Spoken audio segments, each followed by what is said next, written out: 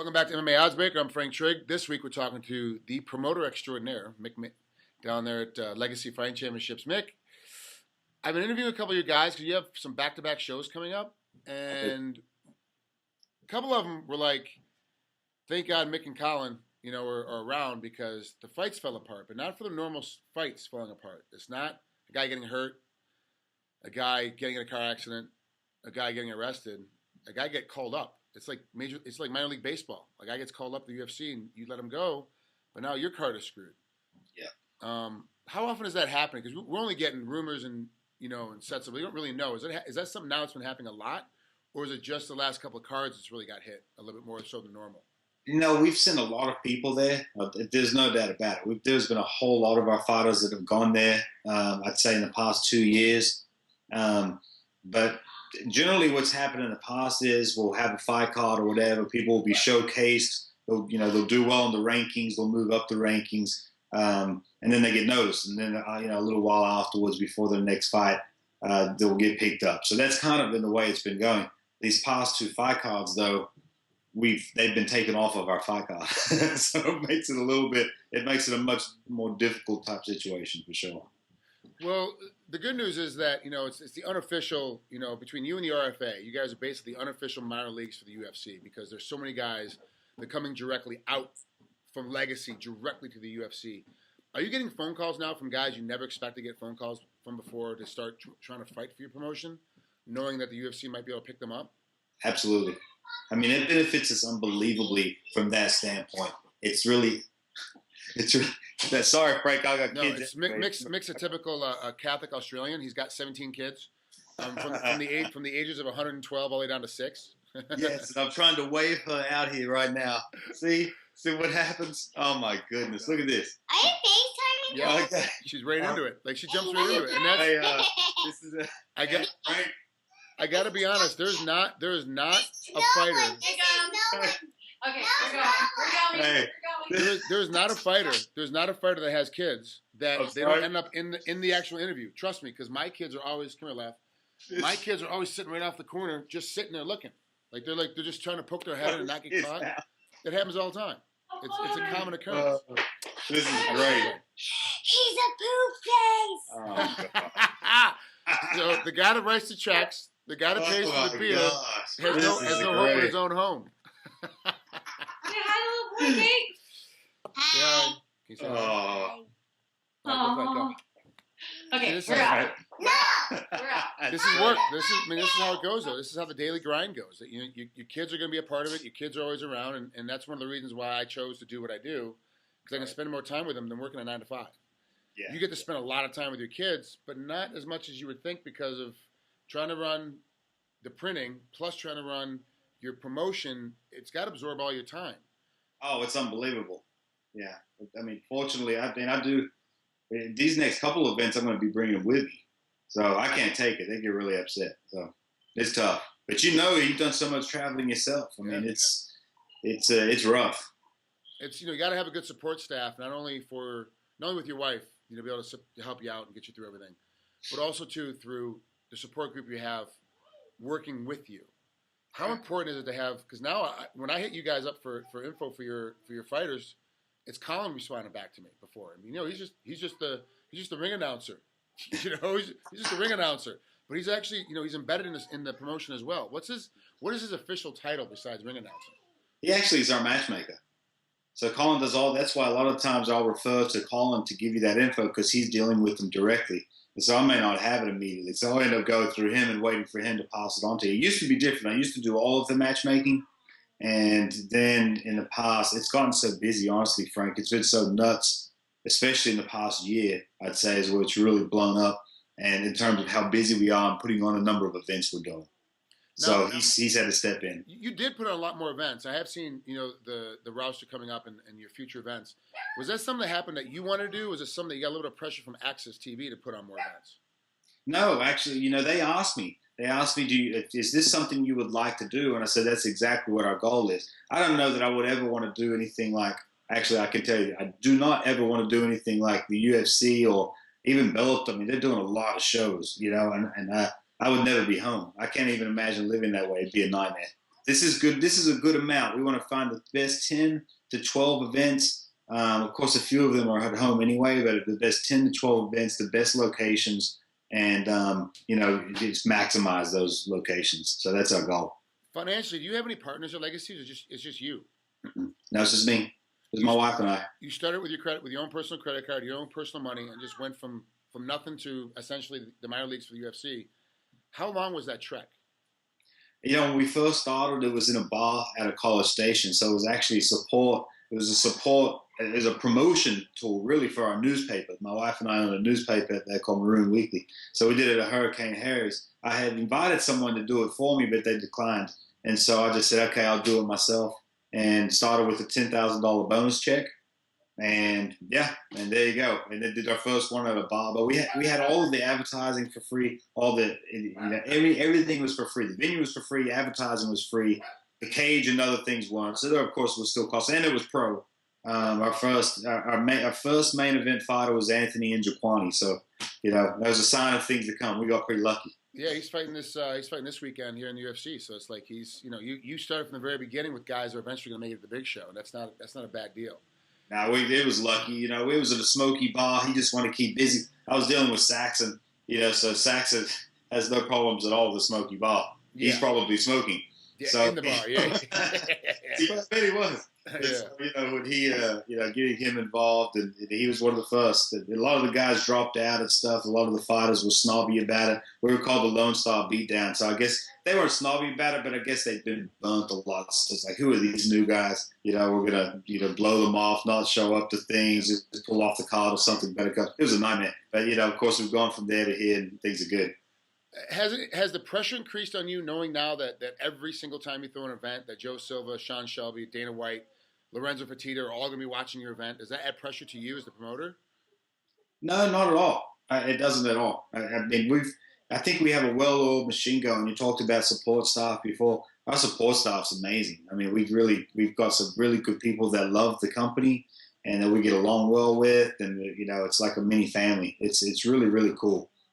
So no, I'm not worried about it. Everybody knows what they got to do. In fact, what I worry about the most is we get too relaxed, because like this is a bit of a break. We've been doing them every month, and we've had like a 2-month break, but then we're going to do back to back. But it's kind of like, man, I'm just kind of relaxed, letting myself, oh man, I better book the doctor, I better get on. Yeah, but I better hurry up, get this thing put together. Okay. Exactly. Now, have you noticed, as a promoter, a problem with the judging and reffing? Because you're not just running your own promotion, you're a fan of the sport, so you watch other promotions as well. Do you see a problem with the reffing and judging as a whole throughout the entire sport at this point right now? Oh, it's horrible. Yeah, it's terrible. Yeah, I think that a lot of the judges, from my experience, from my opinion, I guess, and experience, a lot of the judges are from boxing backgrounds, and that has not changed much at all. And so a lot of the judges are. So that's always going to be an issue. They don't know what they're looking at. And then it's not that different from the refereeing. I mean, a lot of the refereeing, I guess I haven't done either one, but I would assume, and I think it's logical, that boxing seems a little bit easier to ref than MMA, because for obvious reasons, there's just so many more variables. And man, the refereeing scares the crap out of me. I see some crazy stuff. They both do. We've got a long way to go. Well, it's funny. I was complaining about the refereeing, and Big John McCarthy called me up. He heard me on a radio show complaining about it, and he goes, if you're trying to be president of the United States and you're complaining about the president of the United States, you can keep complaining, because it's a 1 in a billion shot to be president of the United States. It's astronomical. But for you to sit around and complain about MMA reffing and judging, and all you have to do is drive 2.5 hours to his academy and take his course, and then become a judge and a ref, he's like, how can you sit there and complain and not do anything about it? So I actually started reffing. I've been working with ISK and some of the King of the Cage and Tough Enough here in Vegas locally, and I've noticed, like, once I started getting the education and understanding, it's different as a fighter, what I'm looking for when I'm trying to go out. I thought, once I figure out what I'm actually supposed to be looking for, the judging won't really be that bad. The refereeing really won't be that bad. Once I got the education, it's actually worse than I think it is. Yeah. It's like, now I'm looking at some of these refs and some of these judges, I'm like, this is ridiculous. You really don't know what you're looking at. You really don't know what's happening. And a lot of these commissions are going to have to make a change very, very quickly. And a lot of these ex-fighters, myself included, are going to have to start stepping up. Ricardo Almeida in Jersey is a judge, but he hasn't reffed. We got to get more guys like that stepping up to understand what's going on. and actually understand the sport from the inside out and go in and jump into it. Do you think having ex-fighters jump in, as opposed to guys that just have trained it their entire life but never really made the pro league, but having guys like, Johnny Hendricks and Nokan Jawani and GSP and these guys, when they retire, jumping in full time and going, okay, I'm going to be a judge and a ref. Do you think it's going to help at all? Oh, I think it'll help immensely. I think it'll be huge. I mean, I guess on the flip side, and I'm sure the boxing has a bunch of these people too, but I mean, I know of MMA, it baffles my mind to think if there's MMA referees who have never trained, never done anything whatsoever in this sport. It shouldn't baffle me. I guess you have fans that know it, but it does baffle me. For whatever reason, I just can't. But I see that referee, I think we're in trouble. And I've been right so far every time. So, there's an actual referee that has lied about the training that they've done to get put into particular positions. And I know that this referee has lied. I know this referee is lying. And I'm watching this particular referee get more jobs and more. I'm like, how is this possible? Like this, how does it slide through the commissions that jump on the athletes for every little step and, taking smoking marijuana out of competition, and it still shows up the metabolites show up later and blowing them out, and all these other, Adderall, and all these other and inhalers and too much ibuprofen and too much caffeine, and they're jumping all over that. But then the guys that have it protecting us are way worse than that. So it's like, what's the deal? So hopefully it gets better. And I'm gonna step in just because I'm one of those guys that I don't feel comfortable complaining about something that I can fix. So I'm gonna go in and try and fix it myself. Other than yourself, I do watch them, and I think, man, I'd hate to do that job. That's a lot of responsibility. That's really my biggest thing, is that it's just so much responsibility, because you're in there, the safety of the fighters.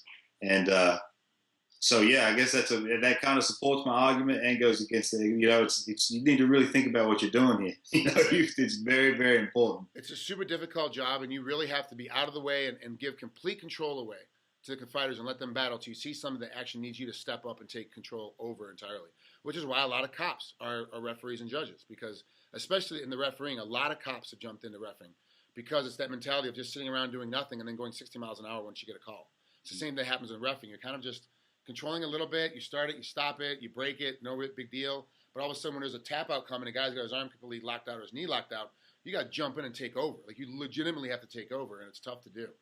I actually did the course. I did the referees and judges course with Doc Hamilton. Yeah.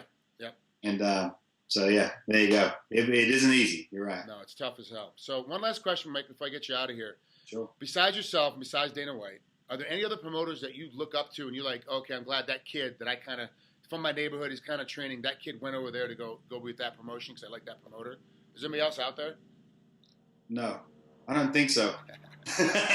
It's I don't think so. First, I thought you were going to ask me about another promoter I look up to, and I was going to say Scott Coker. That's who I've always kind of modeled myself after. I didn't get to start off with a lot of money. I don't believe he did either, and he built it up into something that was, especially history has really shown the Strike Force was very, very good. It showed how close they were in talent in many, many ways to the UFC, and now that they're fighting each other, you're seeing that, hey, man, these guys were close. Prime example, Johnny Hendricks, Robbie Lawler.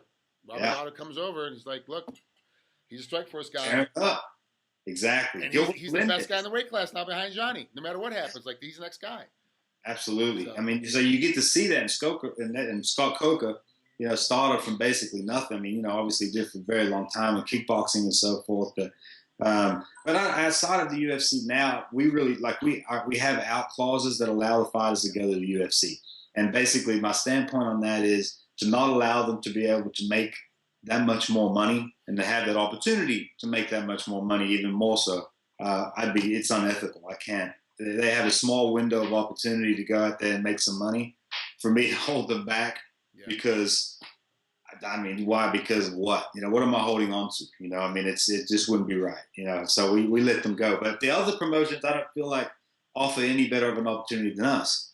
And so that's kind of my feeling. And I've got to be honest. Like I get hit up all the time. Do you manage fighters? You going to manage anybody? I'm like, look, managing is not my thing. I don't have the inroads to get you into places. I go, but if you're a minor leaguer, the two minor league places you have to go look at, RFA and Legacy. I go, because they have out clauses to go to the UFC, and the UFC looks at them all the time, and they get guys all the time. So if you're worth it, and you're in the minor league still, you didn't get picked up right away. And it's not right away, but you get a fight and you turn around, and all of a sudden I got called the Big Show. And that's just how it goes. And they're good guys too. I talk to them a lot, and I think what would be really cool, like one of the thoughts I had, and I don't know if it could have. I mean, we had talked about possibly having champion versus champion, make it an Axis champion, and something like that would be really cool. And it'd be the spirit of competition. It'd be awesome. And the hardest part is who's paying for what. So it's like, okay, well, he's underneath my contract, so whatever he wins or loses, I pay.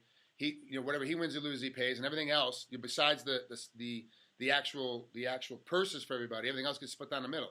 Now it's like, okay, where are we putting it? How are we going to put the cameras? Whose sponsors are going up? That's the biggest thing you got to deal with. That would be incredible if you could pull that off. Maybe you could do it like Pride and UFC did for those couple fights, even though Pride never gave back. With Chuck going up there, and he had Chuck representing the UFC, so to speak. Pride gave back. They gave up. Yeah, that's true. Eventually, they gave up everything. They gave it all back. They gave it all back. Yeah. They gave it everything. Here, take it all. We're done. We're out. So yeah. Exactly. All right, Mick. Well, thanks for coming out here to MMA Oddsbreaker. I appreciate it. Good luck in your next couple of months, man. You got back-to-backs coming up, and I hope you can get yourself through it. Be cautious.